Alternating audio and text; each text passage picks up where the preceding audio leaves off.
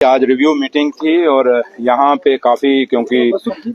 6 साल बाद इलेक्शन हुआ है और एक नई सरकार बनी, ऑनरेबल एमएलए ने चुने गए हैं और ऑनरेबल एमएलए की अपने ग्रीवेंसेस थे और वो एक बैठक पहली हुई है और काफी सारे इश्यूज वहाँ रेज किए गए हैं और हमने नोट किए हैं और डीसी साहब ने भी काफी सारे इश्यूज जो हैं उन्होंने नोट करके और जो भी कंसर्निंग डिपार्टमेंट्स हैं उनको हम भेजेंगे। कुछ चीजों के मौके पे फैसले भी लिए गए हैं, तो लिहाजा एक अच्छी मीटिंग थी और यही कह सकते हैं कि जो डेमोक्रेसी की खूबसूरती है उसी खूबसूरती के लिहाज में ये मीटिंग थी और डेमोक्रेसी को मजबूत करने के लिए ये मीटिंग थी। और उसके साथ साथ जो दिल्ली से स्कीमें आ रही हैं वो यहाँ कितनी इम्प्लीमेंट हुई, प्रोजेक्ट्स कितने हुए, क्या हुआ, उन सब इश्यूज पे हमने डिस्कस किया है। तो लिहाजा अच्छे माहौल में मीटिंग हुई है। कुछ चीजों की शिकवे शिकायतें थी, लेकिन अब जब नेक्स्ट मीटिंग होगी और उम्मीद करेंगे वो शिकवे शिकायतें नहीं होंगी और अच्छे माहौल में जो जैसे मीटिंग हुई है और अगली बारी और अच्छे होगी। और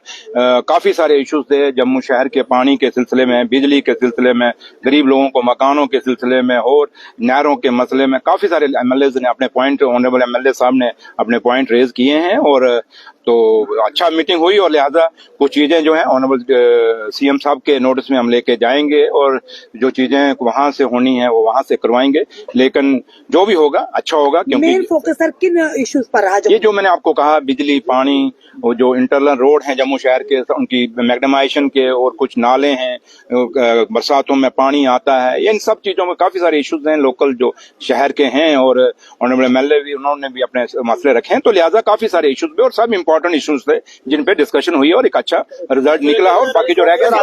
जम्मू कश्मीर के 3 एमएलए जो है वो शराब की बैन को लेकर एक बिल जो है वो पेश करने जा रहे हैं आने वाले जो असेंबली सेशन है उसमें, जिसमें एक नेशनल कॉन्फ्रेंस के एमएलए भी है लाल चौक के। क्या कहेंगे सर? मेरे भाई, शराब बंद होना चाहिए और शराब से पहले मैं कहता हूं जो नशे हैं, नशों में जो चिट्टा वगैरह चल रहे हैं उन पे भी बैन लगना चाहिए और इसमें पुलिस का बहुत बड़ा रोल है और पुलिस को अपना रोल अदा करना पड़ेगा। अब एलजी साहब ने मीटिंगें ली हैं कि पुलिस उनके अंडर है और उम्मीद करते हैं कि